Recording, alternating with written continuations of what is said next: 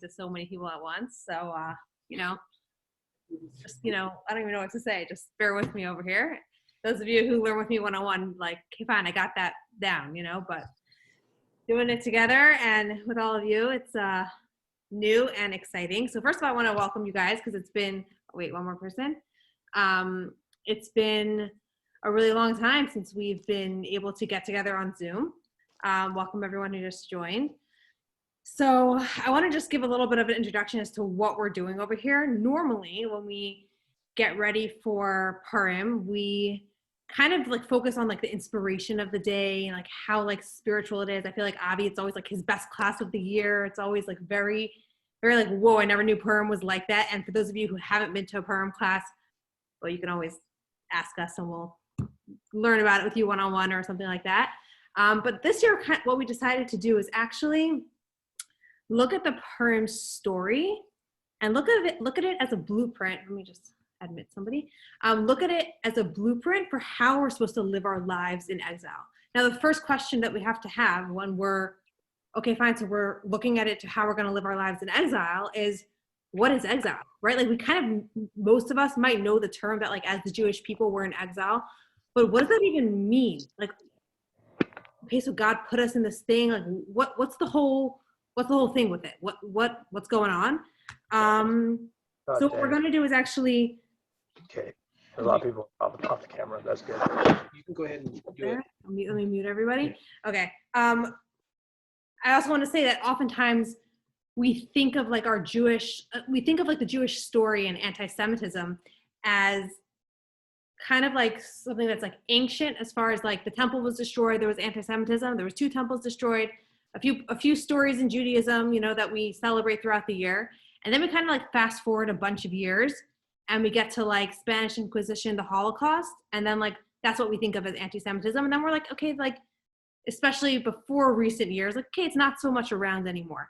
But what we're going to do is actually paint the pattern of what the Jewish story is, and then we'll be able to understand it a little more.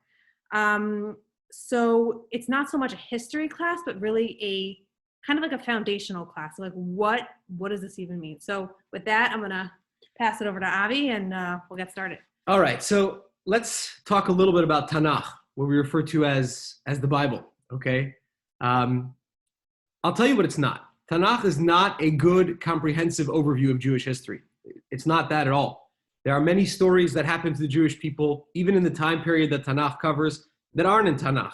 There are many prophets who said prophecies, also not in Tanakh.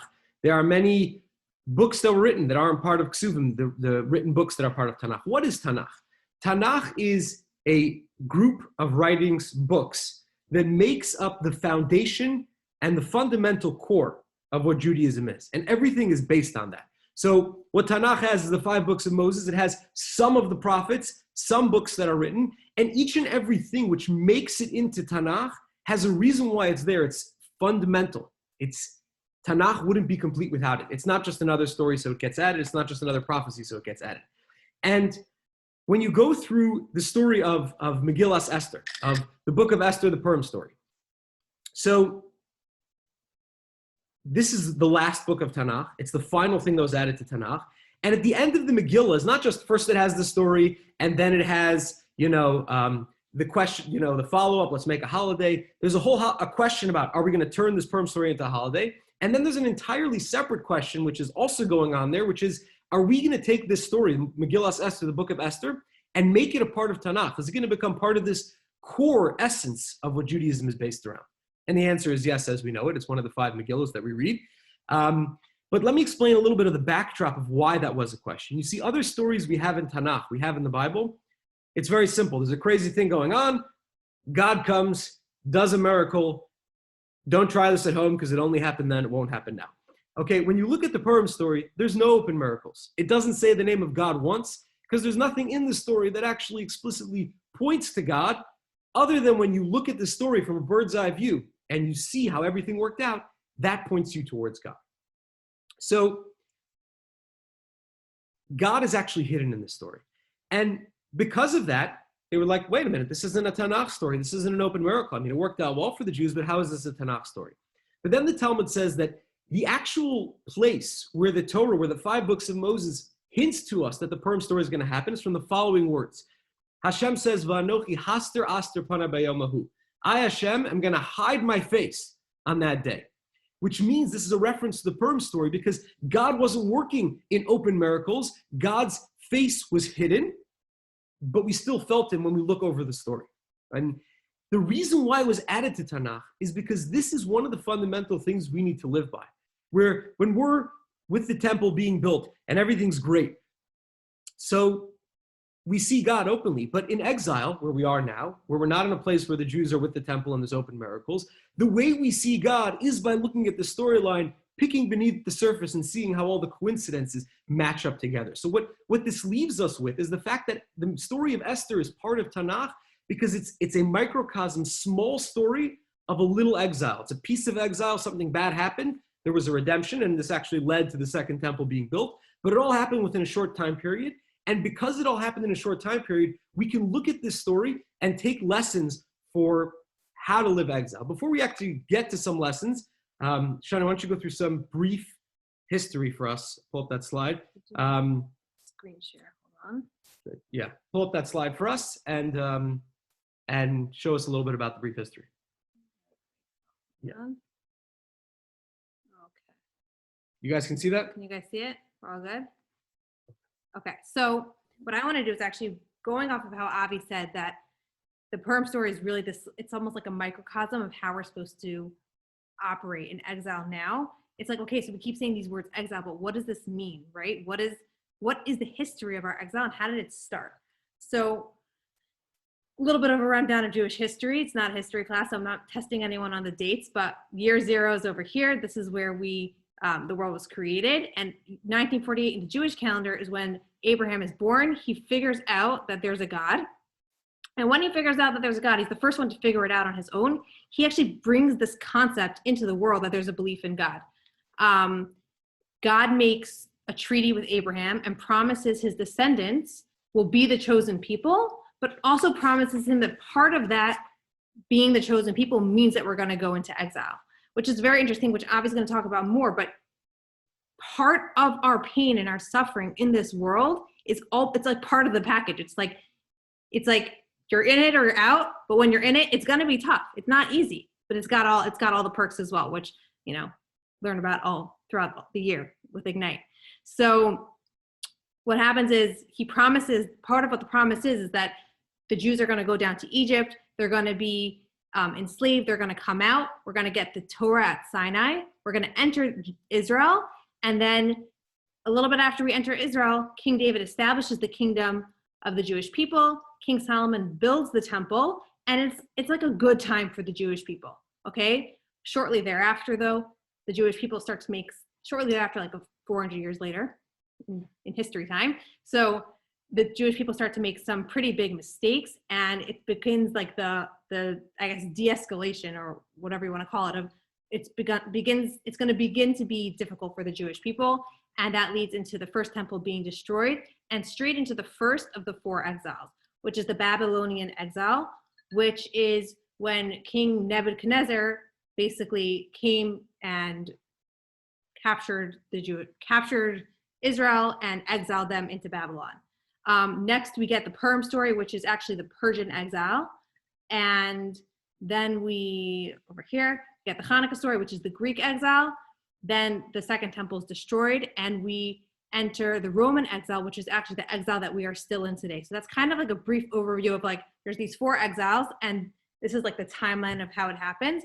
Interestingly, as I actually told a few people, and I was mistaken, the Egyptian exile is not considered one of our exiles because we weren't yet a people to be exiled. We were still, Egypt was still kind of like our birth as the Jewish people, part of that process to make us into who we are, getting us to Mount Sinai.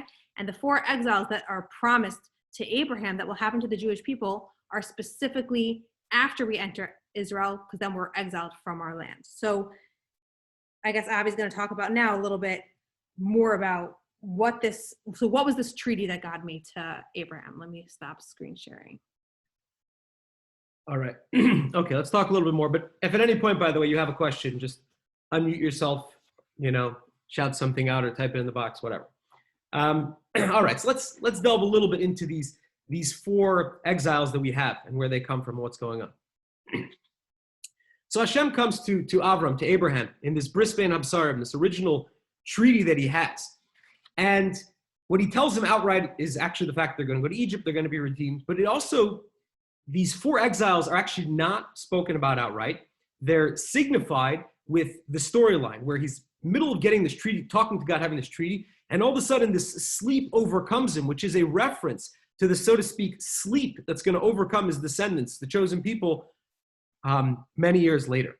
And there's four terms used to describe this sleep, and those four terms break down the different parts of the exile, which is very important to realize. These four exiles are not that we took all the time that the Jews suffered and divided into four equal segments of years. It's four ways in which we experienced exile differently, and that's the four parts. So the words that are used, it says there was an ema, which means this fear, chashecha, a darkness, gedola, that was huge, overwhelming, nefelas, a love which descended upon him. Fear, darkness, greatness, in a negative sense, descending upon him. And there's many different ways in which these words are dissected, because they obviously are a reference to something deep in the future. But the most commonly referred to is the last version in the Medrash Rabbah. The last version in the Medrash, which was the sages, from the times of the Talmud and their commentary on the Torah, it divides it in reverse chronological order. So the last term is nofelas alav, which means descended upon him. This refers to that first exile we spoke about, which was the Babylonian exile. This is when Nebuchadnezzar came, destroyed the temple, sent the Jews into exile. So he destroyed, that first temple was the pinnacle of Jewish success. When he destroyed that first temple, that was the beginning of our up and down story of the four exiles. So that was when our glory fell. The next one is Gedola, greatness, which is reference to Haman. Okay, so when we learn more about the Purim story, we see that what was the story came from? Haman became great and special, and Mordechai, the Jew, didn't want to accept his greatness. And that's where the whole story came from. He wanted to kill the Jewish people. We were saved, so we eat just like every other story. We're going to get killed, we saved to eat, that whole little cycle. That's Gedola. That's the second one. Chashecha means darkness, which refers to the Greeks. So just to give you a little bit of a timeline. So right after the Purim story, shortly after the success of the Purim story, we built the second temple. And then in the middle of the second temple, the Greek Empire came, invaded, took over the Jewish people. That's the Hanukkah story, where we were in exile we weren't in exile, actually, we were in the land, but we were taken over by the Greeks, which is just a good indicator that exile is not about being in Israel. It's about having the Jews in the state of the way we're supposed to be. So you can be in the land and still be in exile, as we see from the Hanukkah story. So the Hanukkah story happened. That's called Chashecha, it's darkness. Why? Because the Greek people came, and they were the most progressive people of the time. And you might think, well, if Israel was conquered by the Greeks, that should bring lightness, right? But it really wasn't. And this is a longer discussion for Hanukkah, but just to bottle it down into a sentence or two. The way the Greeks saw the world is that they worshiped the human body. The gods that they made were the epitome of humans. The best human can be a god, right? And what the gods were formed based on humans, versus Judaism and many other religions believe that there's something called God who's a better and higher source. And us as humans are supposed to model ourselves after God to try and be as good as we possibly can. Greek philosophy was inherently dark, because even though they may have brought innovation and progression to the world, it doesn't necessarily light, because the whole end path for the Greeks was just that a human is the ultimate. And they couldn't see past themselves. It was all about haughtiness and being full of themselves as humans. Versus other religions are humans can grow and become more like we believe that God is perfect. So that's the darkness. And the fourth one is ema, which means this overtaking fear. Ema is fear in a very strong sense. And this is referring to the Roman exile, which they were the ones who destroyed the second temple. We are still in a long stream of the Roman exile. And maybe we'll get into this a little bit at the end. Maybe it's a discussion for another time. But really, all the different things that happened to the Jews afterwards is a long continuity, the same exact anti-Semitism, just recycled over and over. The same thing that the Romans used when they exiled the Jews. It actually never, ever changed.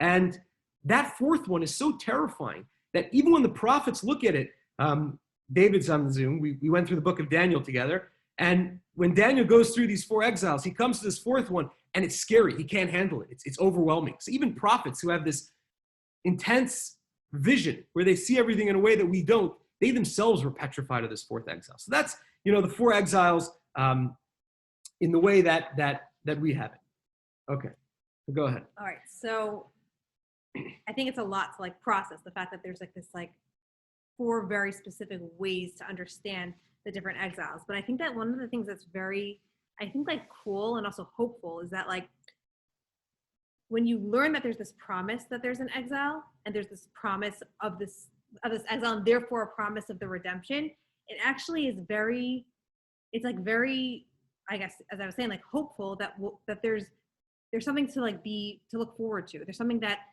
is therapeutic about it. It helps us through the process, that when we're going through hard times as a people, which we see the pattern, it happens time and time and again. It's not because God forgot about us. It's because it's actually the exact opposite. It's God fulfilling his promise that you're going to have hard times and you're going to have good times. And that's part of the promise that's going to get us ultimately towards the redemption.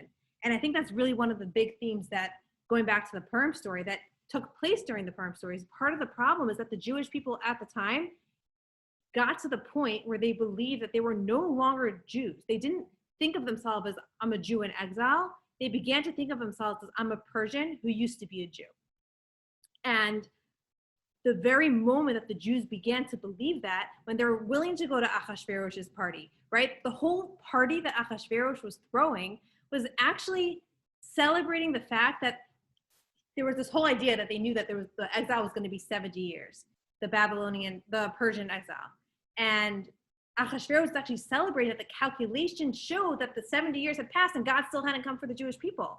And he was celebrating the fact that, see, Jews, you ain't got no God. God's not coming back for you. And so they felt so much despair that they were willing to go to this party. And when they went to this party, God, I guess, realized how I guess, bad it was for the Jewish people, how much they've actually forgotten about him. And that's when he sent this bad decree where Haman decrees that the Jewish people are going to be wiped out. The Jews freak out. We can't be wiped out. They start to repent. They start to pray. Esther saves the day. And we know the Purim story, and they return to Jerusalem. And learning the story is actually what makes us realize, they start to feel despair. They start to feel we're no longer anything, that God's not coming for us. But when we see the story, we realize, no. That's all part of it. God is coming for us.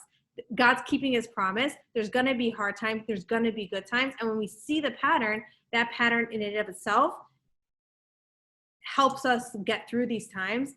And when we see the exile for what it is and we embrace the exile, that's actually when we actually, as the title of this class is, thrive in it. When we realize what it is and we don't try and push it away, say, oh, it's not true, I'm gonna run away from it. When we embrace it, then that's actually when the pattern continues to get played out. So I just continuing along that, one of my favorite places in Israel, whenever I say this I feel like a nerd, is the Israel Museum. Okay, it's just this museum with endless artifacts, and I could spend days there by myself if nobody interrupted me, and I would just be lost and I would forget all sense of time.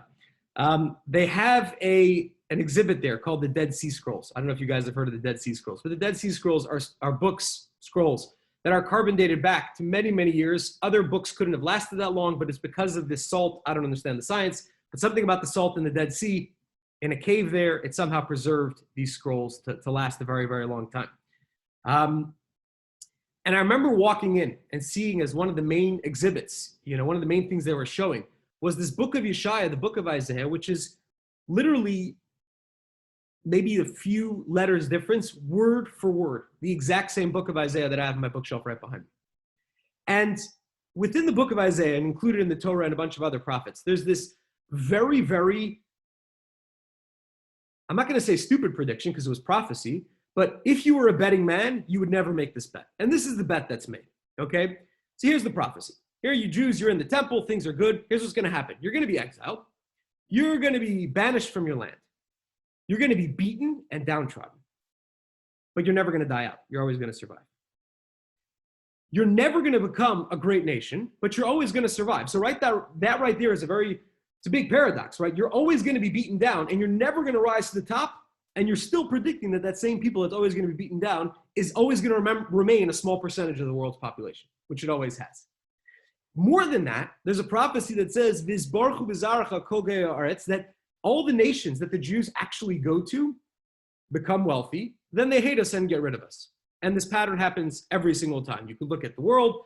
Jews go to a place, and there's another version of this called Protocols of the Elders of Zion, where they believe that we're trying to take over the world. But I don't know, that plot doesn't seem to work because we seem to fail every single time. But assuming we were trying to take over the world, we go to a place, we make them rich, not us rich, and then they punish us, banish us, exile us. We go to another place. Again, we get punished and banished, even though we make them rich. Nobody wants to keep us there. After they get rid of us, what happens? They become poor. Look at Europe now. Certain places there, the story has, it's always happened. And one of the things, that they prophesize is after all of this whole long process, we're eventually going to come back to the land of Israel, thousands of years later. And I remember, in the old city, seeing this little bench right next to a park. So there's one phrase from the book of prophets that says, the temple's going to be destroyed and we're going to be gone for many years, but there's going to come a day where old men and women are going to sit peacefully in the streets of Jerusalem, and kids will be playing in the street right next to these old people sitting. And this was a bench in the old city next to a playground where there was old people sitting and children playing. And you literally saw the prophecy written, it true, and then you go a mile over to a museum which has it carbon dated to before it happened. So again, this is powerful in the sense that when you look at the story that was prophesied, Hashem told this to Avram, the prophets told this to us. Exile is not like, oh my God, everything fell apart. The whole game plan's over. Let's go to game plan B. This is plan A. This is very clearly written. I was talking with Drew, it was yesterday, that, even in the Shema that we say every day, it's clearly, I don't even know if hintitude is the right word. It's clearly just written that this is what's going to happen. You follow the rules, you're going to be on the land. You stop following the rules, you're going to leave the land, and it says to where it's tefillin anyway, and whatever, that's another discussion about tefillin. But this is the storyline. And it's important that we don't see the storyline and take it out of context. If you don't know the whole broad story, all you see is, oh my God, I'm a Jew and life sucks, and there's anti-Semitism, people hate me, and, Jewish people are falling apart. What's going to happen in a few generations? Every single thing that's happened until now, that's happening today, has been promised, and it's all following the storyline. And it's important to kind of keep track of that and remember that.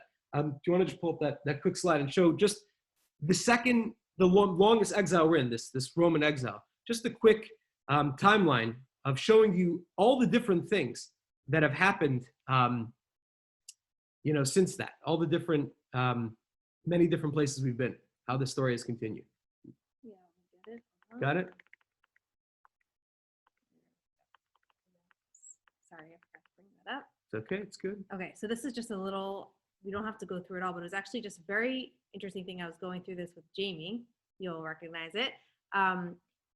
The ups and downs of our exile, a lot mainly focused a little bit over here on the downs of our exile since the fall of the Second Temple. And we started out, I brought up the idea that we often think of anti-Semitism as like the Holocaust and like a few other main things. And just to kind of read through, I don't know if any of you are reading it, just to read through literally from when the Second Temple was destroyed, pretty much until today, the amount of persecution that we've gone through as a people. And it just doesn't add up. The fact that we're still around, the fact that we're still here, it just goes hand in hand with the exile, with the promise of the prophets of we're going to go through all this pain, we're going to go through all the suffering, we're going to go through tremendous amounts of torture throughout all the generations, yet we're still going to be here. And I'm not going to read it all, but I think it's just very, and if anyone wants me to send it to you, I can send it to you, but very, very interesting to see all the different How few years there are between each line over there. And to me, that was also fascinating, going through it, like reading about like the temple times, and then all of a sudden like, whoa, how are we in times that we just learned about in history class? Like it was just very, to see how small the world really is. So yeah. Just to share just an interesting point of perspective, I don't know if I was clear about, I'm not saying that the redemption has come because we're in the land of Israel. Again, like you see from the Hanukkah story, you can be considered an exile even if there are Jews living in Israel. That's not what it means.